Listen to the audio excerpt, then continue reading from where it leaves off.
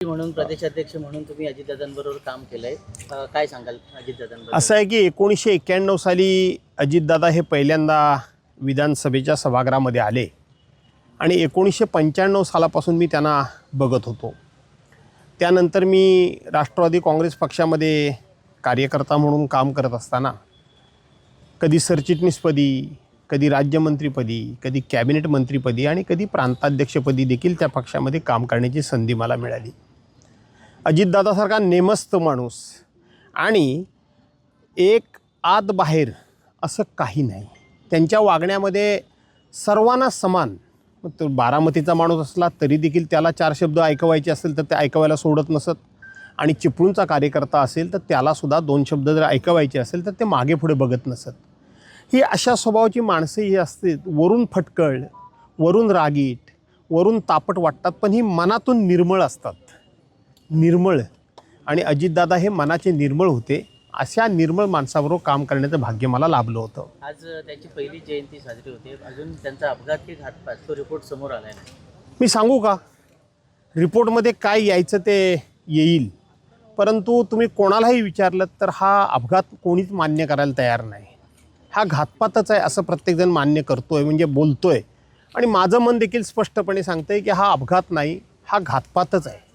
एकंदरीत घटनाक्रम बघितला आणि त्यानंतर ज्या पद्धतीनं चौकशी सुरू आहे आणि त्या चौकशीचा वेग बघितला, चौकशीची दिशा बघितली, तर अधिक संशय बळावतो की हा अपघात नसून घातपातच असावा, असा संशय बळवायला पुरेपूर जागा आहे. एक राजकीय प्रश्न, नीट आंदोलन जे सुरू आहे नीटच्या संदर्भात, त्या संदर्भात आज तुमचं स्टेटस आहे. तुम्ही असं म्हणलात की घेणाऱ्यापेक्षा देणारा पण तेवढाच दोषी असतो. स्वाभाविक आहे. नीट पेपर ज्यांनी चोरले त्यांच्यावर तर कारवाई झालीच पाहिजे, त्यांना तर शिक्षा झालीच पाहिजे. पण समाजामध्ये असा प्रामाणिकपणा आहे की चोरीची वस्तू मी खरेदी का करावी? चोरांनी चोरी केली म्हणून ती वस्तू थोडक्यात मिळते तर मी का घ्यावी? हा माझा स्वभाव धर्म जो आहे तो मी माझ्या स्टेटसमधून आज मांडलेला आहे, हस्ताक्षरामध्ये तो मांडलेला आहे की जेवढा, म्हणजे आपण असं म्हणतो की लाच देणारा जेवढा गुन्हेगार तेवढा घेणारा गुन्हेगार, असं आपण शासकीय भाषेत म्हणतो. माझं तर म्हणणं की नैतिकतेचं अधःपतन जर झालं तर अशा पद्धतीच्या चोरांना आपण शिक्षा देऊ, पण दुसऱ्या मार्गानं दुसऱ्या प्रकारच्या चोऱ्या होणारच नाहीत असं म्हणता येणार नाही. म्हणून मी नैतिकतेवर भर दिलेला आहे. नैतिकता ही लोप पावता कामा नये, हे माझं ठाम मत आहे.